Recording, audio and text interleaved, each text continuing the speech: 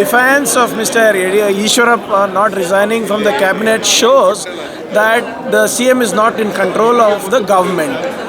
Does it take 2 days for him to speak to his own cabinet colleague? It is quite astonishing.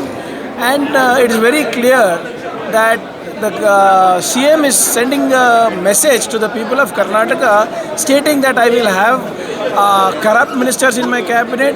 I don't mind murderers also being in my cabinet. And the people of Karnataka can do what they want, but I will keep Mr. Eshwarappa as my minister and ensure that the steady flow of 40% comes for the elections. So how long is this going to be strong, sir? Sorry? How long will this be? So this is a 24-hour dharna that we are doing, and then we are going to the district headquarters, followed by all the assembly constituencies. It's not just a matter of the 40% for the contractors associations. There is corruption being bred in every police station, in every tahsil office, in every municipality. Even if you have to get a birth certificate or death certificate, you have to give money now. So we are going to the people. We will go. We will ensure that we take this to a logical end. If the government is so confident about their ministers and this thing, let them dissolve the assembly and let's go for elections.